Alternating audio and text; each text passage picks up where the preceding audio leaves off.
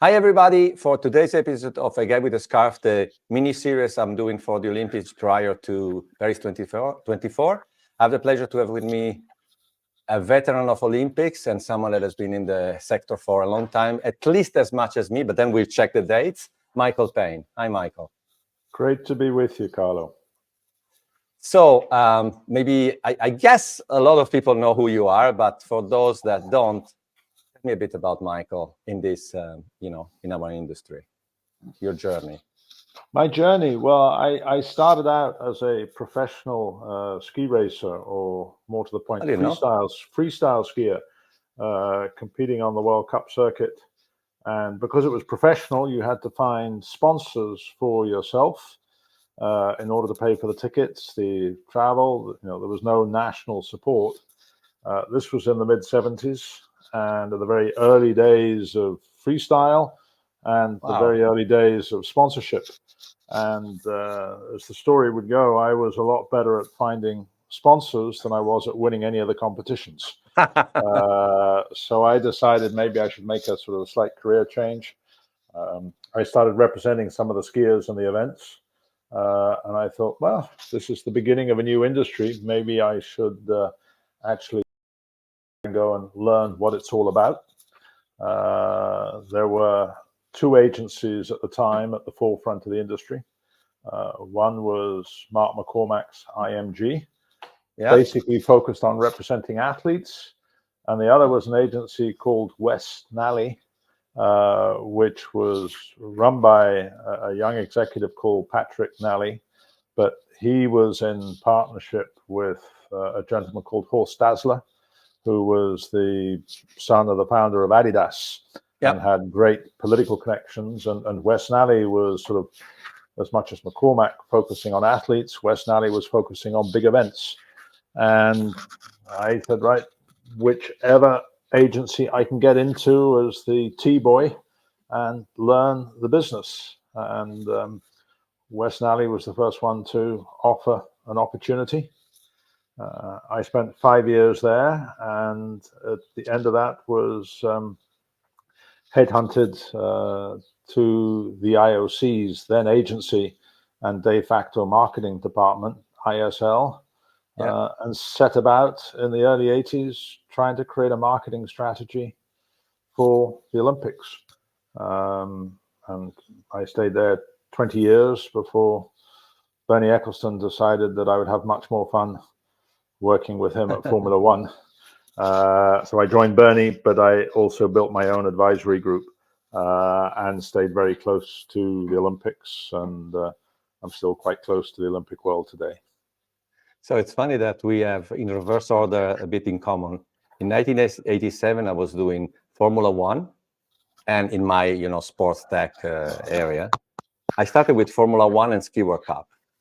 And I started the Olympics, which was one of my dreams to win a big Olympic contract in 2007, when we convinced NBC to come to Torino from New York, Manhattan, 30 Rock, and do the 2008 games with us in terms of everything digital plus the streaming. It was the first streaming, as we call it today, with adaptive, etc. So yeah, that's a fascinating industry. So what's your view of the evolution of the Olympics?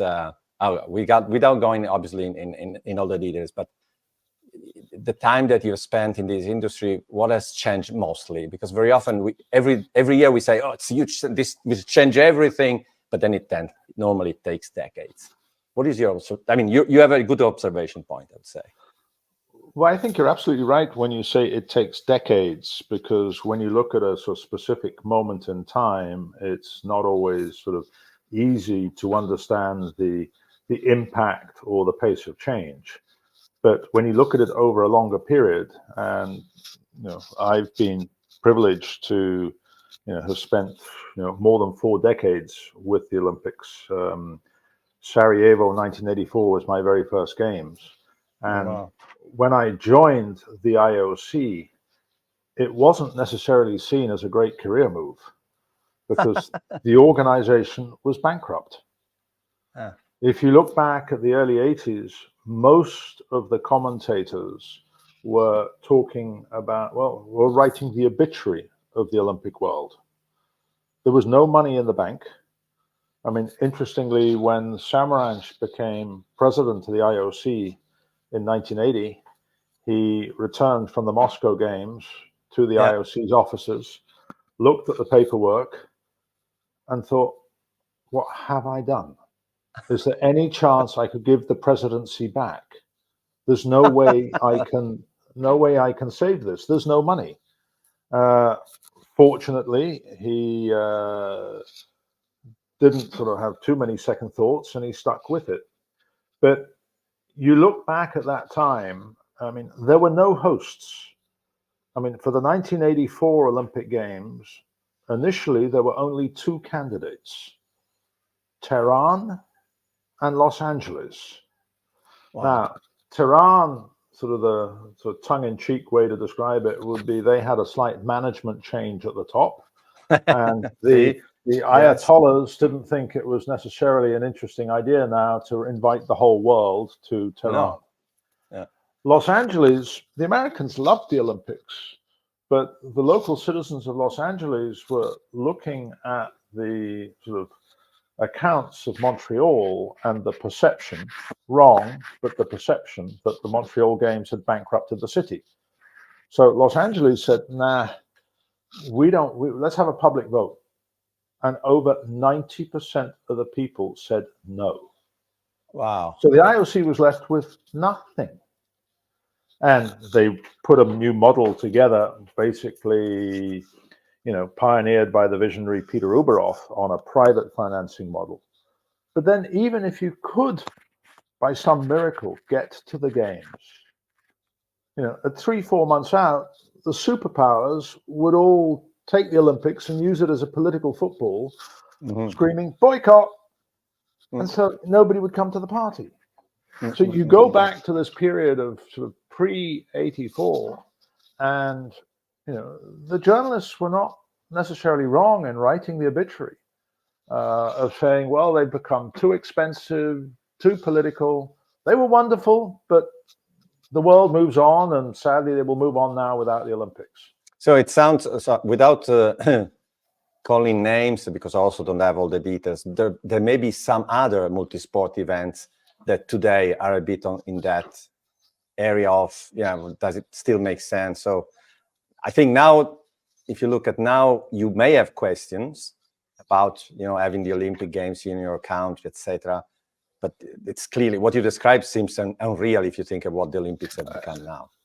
Absolutely, because you look at, the business model, the IOC was bankrupt. Now, TV rights, sponsorship contracts are negotiated in their billion-dollar deals. Yeah, exactly.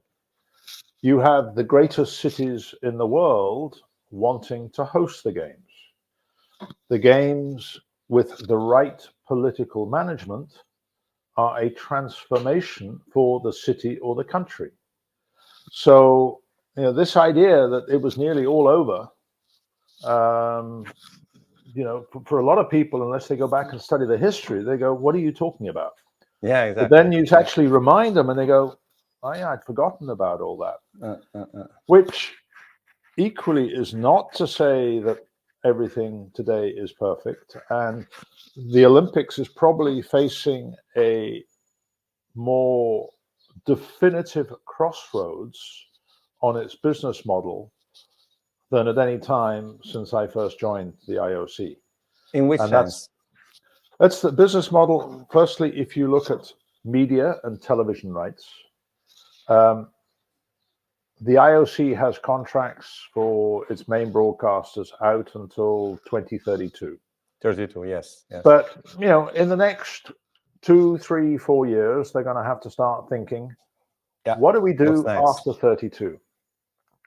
I don't believe there is a single expert on this planet who can accurately forecast what TV will look like for 2036.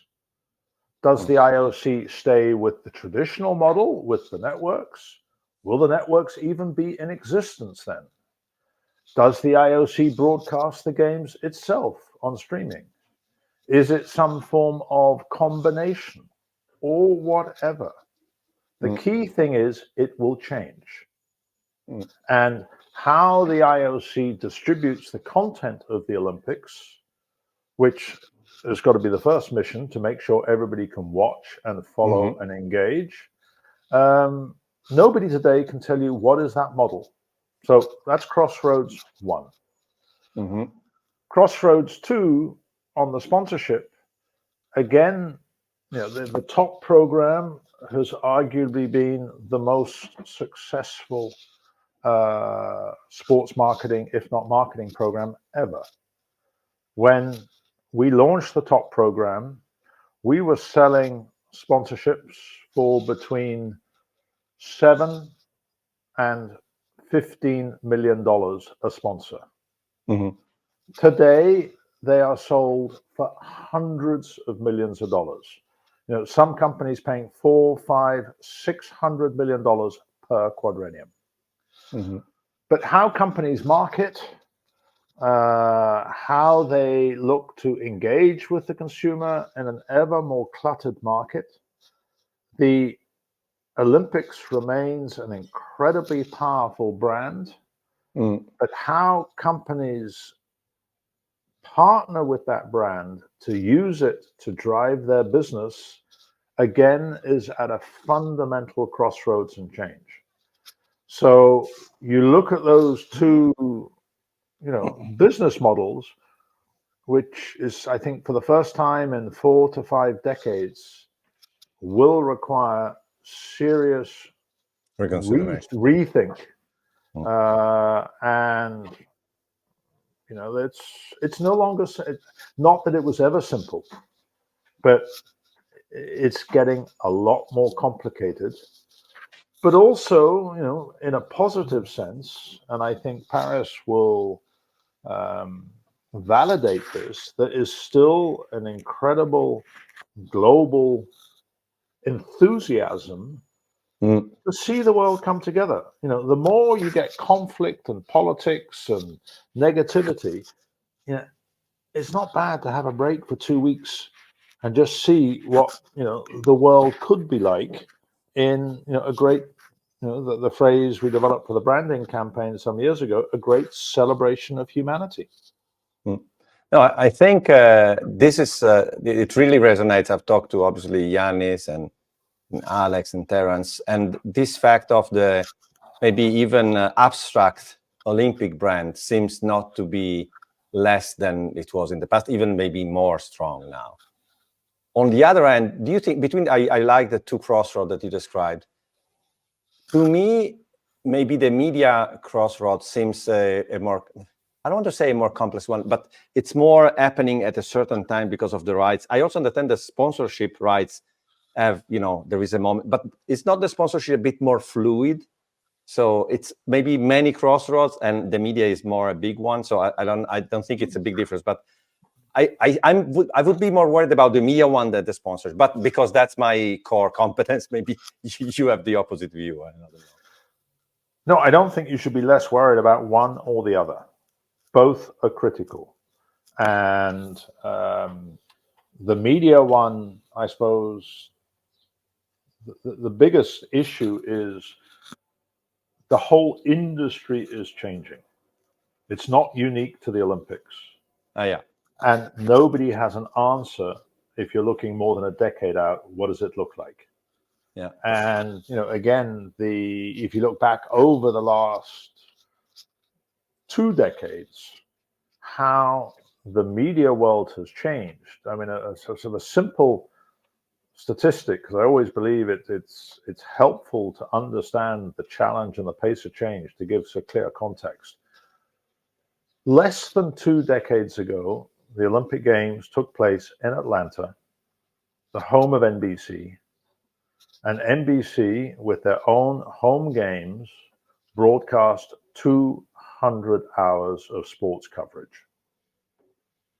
How much do you think NBC will now broadcast in Paris? I should know because 6,000 hours. That's not a multiple of 2 or 3 or 4. That's a multiple of 30 times. Yes. Yeah. And So you look at and how people are consuming. It's no longer on a single screen. It is 24/7. Yes, the prime time ratings may be a bit down, but the overall audience consumption over the 24 hours, I'm not sure is down. No, and I was there when Dick Ebersold was the one that tried to keep the Olympics in the prime time, the family experience, and even in Beijing, not everything was available on streaming. So it was a huge discussion and transformation that happened throughout these years. But yes, I mean, if you consider, I was doing a bit of math, 2024, go back 10 years, 2014, for sure it's a different time, but we already had social, we already had mobile, we had streaming. You go to 2004, that was different. We didn't have the iPhone, we didn't have social, basically. So can you imagine that? So 20 years is a big difference. And if you were to go out 10 years from now, what technology, even yet to be invented, what product, even yet to be invented, may suddenly be at the forefront? Yeah. Never mind which company may be the vehicle under which you transform. I mean, it's interesting. In the last year, I've been doing a lot of work with the IOC and with the top partner, Alibaba, on AI technology. And Paris will see the first games really starting to use AI technology.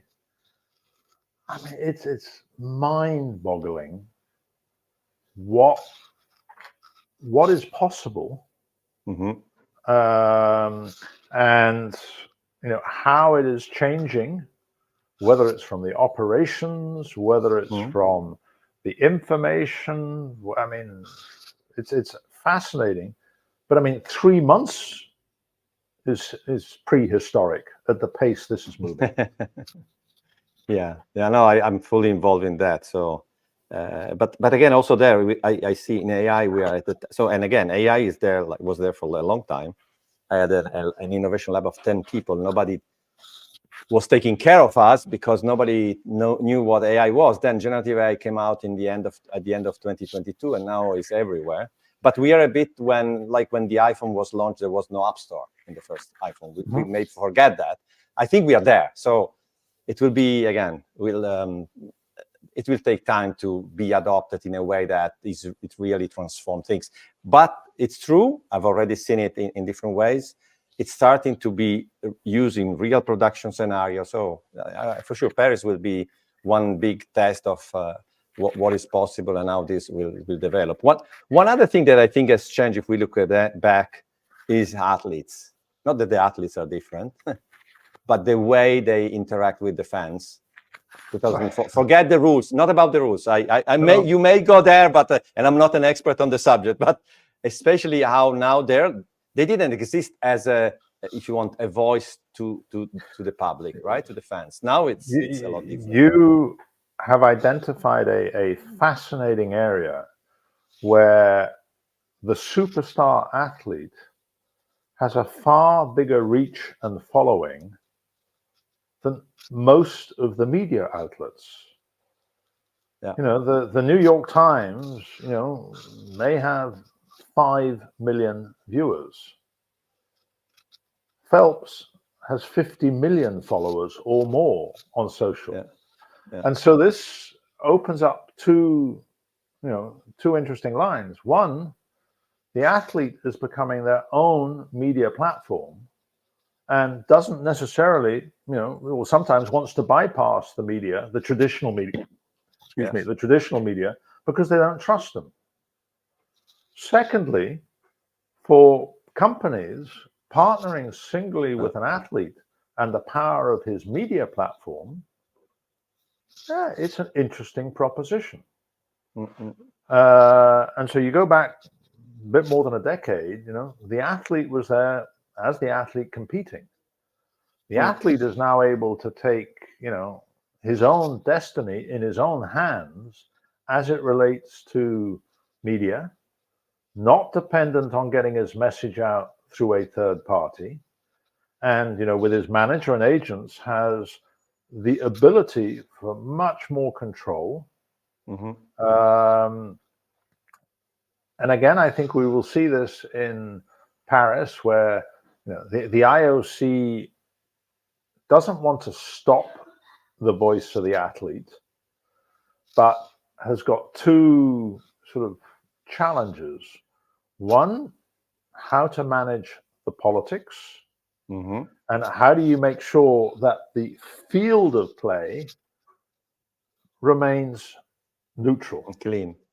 Imagine you have a victory rostrum with an American, a Iranian, and an Israeli. And you've got the governments behind each of those athletes saying, this is the moment on the world stage, use it to make a statement. Yeah, the IOC has to fight to keep that clean, neutral. But then if the athlete wants to make statements in the press conference or the field of play, he's allowed to have his opinion. On social, yeah. On social. Similarly, from a commercial standpoint, what would be the temptation for suddenly the athlete sort of having got his gold medal and said, and I did it drinking Pepsi Cola and holding up the can. You would turn it into a commercial feeding frenzy.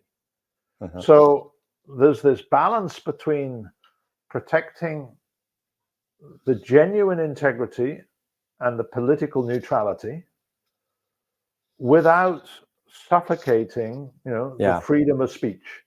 And I mean, you'll never be able to please everybody, but I don't think the IOC has done a particularly bad job at trying to find a fair balance here. And if we look to Paris, what is the thing? So you're going there. What is the thing that excites you? So the thing that you want to see happening, or the thing you're curious about? What are you thinking about? Okay, I'm going to Paris and I want to see 1, 2, 3. Or test my ideas. First of all, I want to just see the magic in the streets. If we go back the last couple of games, Tokyo and Beijing, they were staged under COVID dynamic, and it was a miracle those games took place. Yeah. And in particular with Japan, the politicians wanted the IOC to cancel the games. I remember, yeah. And the IOC leadership said, you want to cancel, your call, but it's not force majeure. The World Health Organization agrees it can be staged safely. So if you want to cancel, get your checkbook out, because the damages and penalty is going to be multiple billions. We're coming. If you want to say we can't, sign the check. And it literally was like a poker game. Yeah. Go to Rio, and I mean, Rio was a magical stage, but an criminally incompetent leadership and organizing committee. And the IOC leadership went to bed each night, honestly not knowing if the games would be staged the next day, whether they could make it through the next 24 hours. So you've got to go all the way back to London if you want to get back to, quote, a normal games. And so for me, the first point is just the magic and experience on the street. Secondly, I mean, I think the beach volleyball under Eiffel Tower will be just iconic. And London was an amazing venue too. London was amazing, but Paris is honestly ratcheting it up a notch. Yes. And I think overall the Paris organizers have done, they've got a phenomenal stage. I mean, there are few cities as beautiful as Paris. They have really and not as complex as Rome. Sorry, but I have to be a bit Italian. Rome is complex. Well, complex. But we don't start the fight. No, I'm not going to take the fight on at all. I'm just going to say, having been in Paris a few weeks ago and trying to move around, I think Paris maybe could give Rome a run for its money in terms of its complexity of trying to move. And that will be one of the challenges at the games, and get ready to put your walking shoes on. But, you know, I mean, the French have not been shy of big ideas, and it doesn't get any bigger than the concept of the opening ceremony along the Seine.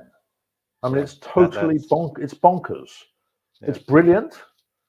Might not be helping the security, those in charge of security, to sleep well at night.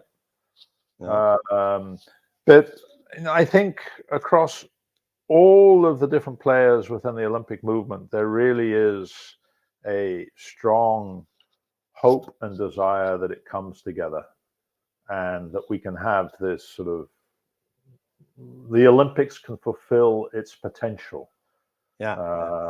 Because it doesn't matter which side of the political spectrum you're on, which nationality you're on, everybody wants this to succeed. So now let's get a bit broader in the sport industry. And I know that you wrote already 2 books and you're getting ready a 3rd one. So let's use this format of going through your books to tell me where is your, if you want, your views for the future of the sport industry going. Okay, well, I mean, very simply, the first book I wrote is more than 20 years ago now, and I wrote just after I'd left the IOC in 2004. It was called Olympic Turnaround, and it documented the journey, the business journey, from the bankruptcy of the IOC to turning it into a multi-billion-dollar brand, and some sort of insights as to how the sports business was evolving.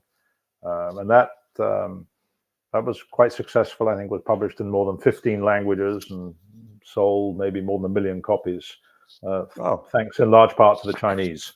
The second book was something completely different. When I was at the IOC, I used to collect political cartoons on sport. And I thought, wouldn't it be wonderful to tell the history of the Olympics through the political cartoon?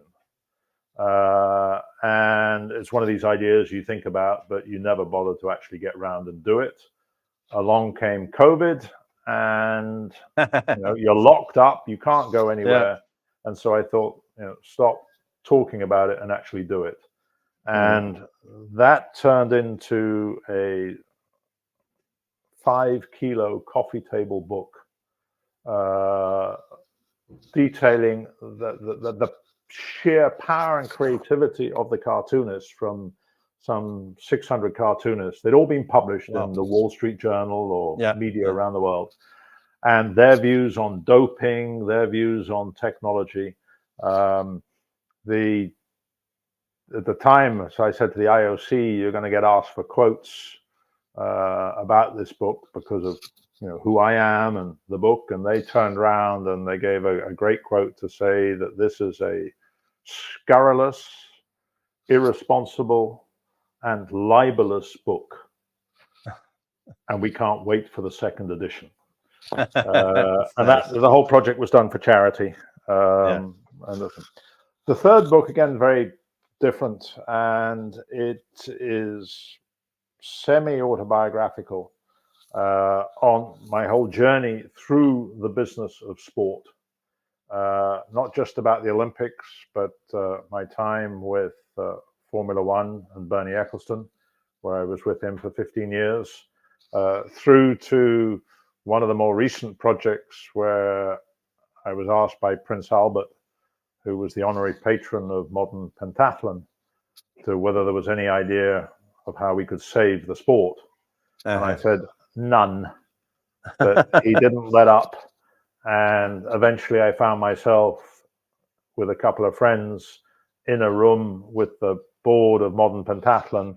And by the end of the evening, we had explained to modern pentathlon that they were going to give up horses and replace them by ninja warriors, which in the end is how we saved the sport. And it's back on the program in Los Angeles. But whilst the book and the biography details the sort of the 50-year journey through the sports business, the final chapter then goes to, so what of the next 50 years? What to expect in terms of how the industry is evolving from television to the stadium to doping to sponsorship, and a sort of a somewhat provocative, to get people thinking. Mm-hmm. And what I don't want too much anticipation on the final chapter, but where do you see this thing going? Well, you take each of these subjects. For example, on doping, I asked the question: how far away are we from the day that every athlete has to go through a metal detector to go into the field of play in order to see what micro nanotechnology is implanted in his body? Uh-huh. You already have to x-ray bicycles before the Tour of France, and you look at the technology that's coming down. But even in shoes now, I don't have a specific expertise. You've got sporting, you've got the issue of sporting equipment. Yeah. And the whole discussion over Nike's Vaporfly shoes or others, but actually in the body with implants. Yeah. Secondly, the stadium. How far away is it than the World Cup final will be staged simultaneously in 10 stadiums around the world? There will be one stadium with the real players and 9 stadiums with holograms. And you will not be able to tell the difference. Maybe it's a decade away, maybe more, but these somewhat radical ideas, and you go, no way. And yet you look at the pace of change, you look at the pace of technology, and you look at things that you would have said 20, 30 years ago, and you say, no way. It's now become common space. I was involved in the initial discussions around ABBA and creating the ABBA show with avatars. I thought, no way. They're now working on an ABBA show, on a show with Elvis Presley as an avatar. Mm-hmm. So you look at each of these areas, and it is fascinating.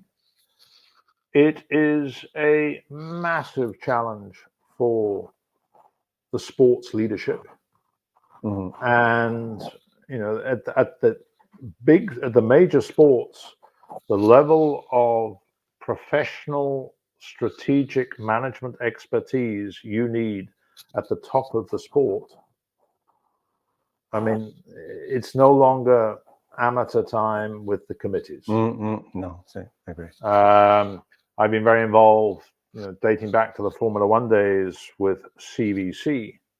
Yep. And when we sold Formula One to Liberty, I stayed on advising with CVC and brokered different deals from the volleyball and created a joint venture with CVC and volleyball that is sort of transforming the presentation of the sport.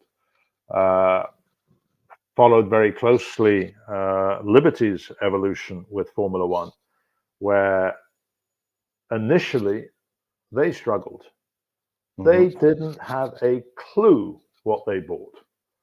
And some of the people that they hired didn't have a clue what they were doing.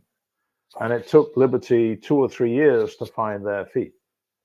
But and maybe, look at sorry, maybe that's a reason, because I don't think many people had a lot of hope for Liberty to really make it work. And maybe the fact that they came without understanding is the key of having a different approach, or having really to study deep and not take anything for granted and find a different way. I don't know. I'm just saying. I'm not sure, to be honest. I mean, where they have finally got to was certainly very much where we were working with CVC and with Bernie Ecclestone. I mean, Bernie was opposed to the digital world because he just didn't want to undermine his broadcast agreements.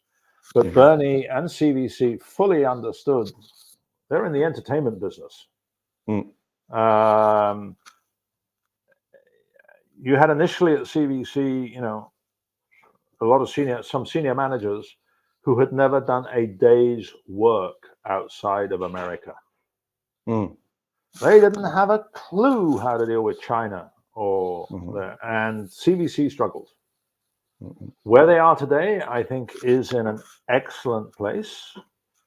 But equally, you've got a balancing act. As great as Las Vegas was as a show, is it sustainable year in, year out, or was it a magical one-off? Ignore the brand and heritage of Formula One at your peril. Monaco may not be paying the big hosting fee dollars that Saudi Arabia is paying, but it's fundamental to the DNA of the sport. And you've got to find this balance that how you create value isn't always directly based on the size of the check. That is a concept not always understood in America, and we're working to help our American friends get up to speed on that space. And in terms of the role of sport in the wider media confused ecosystem with all the bundling and unbundling, I think just yesterday, NBA media rights, at least alleged 76 billion for 11 years came out. So I from my perspective, I'm not, again, a super expert in media rights, but it seems the US market and the players in the US market and Europe are not going in this exact same direction. I see big tech much more aggressive in the States and less in Europe, but I don't know. I mean, what's your view in general? Well, I think you underline a key principle. Just because it works in one country does not necessarily make it the model for another. And the European media market is different from America. And guess what? The Chinese media market or the Indian media market is different again. And those are two markets, with billion people audiences. So if you're responsible for a global brand, global property, rule number one, one size does not fit all. I mean, the American leagues, and all four of them, baseball, NFL, NHL, and NBA, they are fundamentally single country leagues where the international opportunity, and maybe NBA has done better than others, is frankly an afterthought. It's a rounding error in terms of the money and dollars compared to what is generated in the States. And you have so much content with each of those four leagues over a multi-month season that you are able to package, and you are also able to experiment. If you suddenly get into bed with Amazon for one of your packages and it doesn't work out, you've still got three other packages running with a network and with a cable, and you've got a little bit more flexibility to play. And you have normally you have a lot more games, even too much. Yeah, and that's also a discussion that when is too much too much? When do you disenfranchise the viewer? I mean, it was interesting a few years ago when the president of FIFA, Gianni Infantino, was advocating a World Cup every 2 years. And, this may have been an interesting political play because his constituents throughout Africa and everywhere gives them a greater chance to be on the stage. Yeah. They were presenting polls saying, no, the public all want this. Well, I'm sorry, if you were to go and do a poll among 6-year-olds, would they like Christmas every day? What do you think the answer is going to be? But does that mean? There's no responsibility. So after a month, we might be bored with Christmas. So, but I was there when IAAF, World Athletics now did it. Went from 4 to 2. Maybe for them it was a good choice. Maybe I don't know. I don't know. I think it's different. So it's different because I think the jury is out.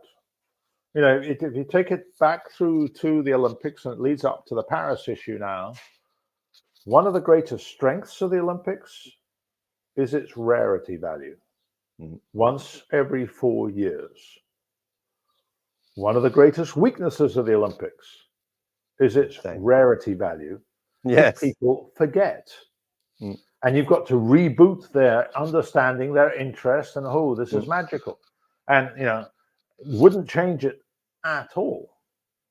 But how you're managing everything, and if you go back to the World Athletics Championships, certainly a World Championship athletics medal, I don't think as precious as it was when it was once every 4 years. And in key markets, in America, in China, it's not getting the big bang exposure. Oh. But then again, the media market has also changed because it was a lot easier to get a big bang exposure if you only had an option of 2, 3, or 4 channels as opposed to 2, 3, or 4,000 channels. Yeah, I agree. Let's end this long chat with 3 other things that are, I would say, super relevant in this moment. One, fans. How are fans different from the past? Or what they're doing different? New sports. We will see a lot more sports in the upcoming Olympics than maybe we saw in the past. And e-sport, which was there, almost there, still there. What do you think? Fans. I mean, at the end of the day, they are the key. Without the fans, the broadcasters have nobody to, or the media partners have nobody to engage with, and the sponsors have nobody to connect with. And at the end of the day, one can argue that the sports leadership, their first and foremost responsibility is to serve the fan. Whether it's at grassroots level to create the opportunity for the sport to grow and have a pyramid, whether it is to make sure that the sport is entertaining so people want to follow to watch. Come back to the modern pentathlon, it wasn't prime time entertainment. With the obstacle racing, it has the potential now to be very engaging. So you look at, I mean, the fan is key, and how you serve them, how you engage with them, how you give them the sort of the content to connect with, how they can create their own communities. I mean, it's become a whole industry, and any media partner, any sponsor, any athlete, or his manager or agent really has to have a clear strategy on how to serve, connect, and engage with the fan. New sports. You're right. I mean, Paris will see several new sports. Some of them previewed in Tokyo. I mean, I watched the climbing in Tokyo and was just amazed as to how fun, how entertaining it was. And it's exploded the whole issue of climbing walls in gyms. There's a lot of debate about breakdancing. It was interesting how breakdancing got onto the program, primarily pushed by President Macron, because he wanted a platform to engage or communicate with the bagnole. And this was the sport that was played inside the bagnole, the slums. So sport is always changing. The balancing act is, and in a case like the Olympics, is how do you make sure it's not just a fad, that it is a real sport here to stay, and also to make sure you look at it through a global perspective. Wrestling may not be particularly strong in some of the Anglo-Saxon countries, but it is very strong in Turkey and parts of the Middle East, in the stands, in Italy, Japan. to be honest. Okay. Super niche, but yes. So you've got to make sure that you're taking a global perspective. And then you've also got to have one that, does still respect heritage. But sport is changing, and you have to evolve also with it. Yeah. So that, and then esports. Here is an industry that is bigger than the total film industry. And a platform that can certainly showcase and engage with fans about sport. You look at how FIFA and their partner for a long time with EA Sports, how important that was. And if you go and poll a lot of younger generation and you say FIFA, they say, oh yeah, a video game. No concept that it's actually the governing body of football. So there's no question e-sport plays an important role in fan engagement and communication, but you've all got a contradiction here of you're wanting to get everybody off the couch, as they say, and actually actively participating in the sport, but you also want them talking and engaging and everything with the sport. And I think the jury's still out as to exactly how that should work. The IOC has now launching a Olympic Games, probably a little bit like the first Olympic Games. It didn't get it all right to begin with. It took a little bit of time to find its way, to find exactly its place within the system. But again, I think it's the right decision from the IOC. But still very much work in progress as to how this all maps out. But I think it's something we also experienced during COVID. There are a lot of these, not that are the most popular, because the problem is the most popular esports may be not something you want in the Olympics, but they're very violent, etc. On the other end, this experience becoming more immersive, you end up moving now with the visor and everything that is evolving there. So, during COVID, how many virtual races you see with people in the bikes in there? So maybe there is a way to even include it in the Olympic at some point, but it may not be the esport that brings the big audience. That's the contrast. But maybe that's not the objective. Maybe the objective is just to have a dialogue and engagement with a fan base that gives them greater understanding. Take one of the weakest is unfair, I'm sorry, to the sport, archery. Archery is not blockbuster viewing, but it is an ultimate discipline of precision. Absolutely. And the technology of being able to practice and compete in your own living room, and all of the skill set about precision and technology. So this merger of technology, fan engagement, entertainment. What is esport? What is virtual sport? What other aspects will come along with technology?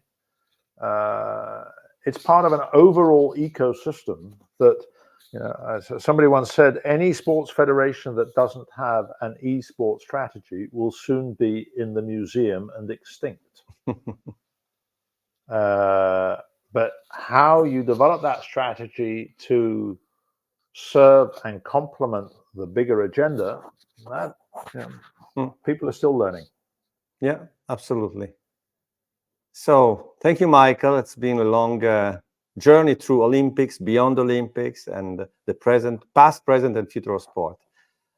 I was sure this would not have disappointed our audience, and it didn't. So happy to have this chat with you. And maybe we should do a quick recap before Christmas, but once a year still, also because otherwise I go bankrupt with 2 little kids. And see how Paris developed. And so we may have comments after Paris, after I've digested Paris, seen the numbers and everything. Okay.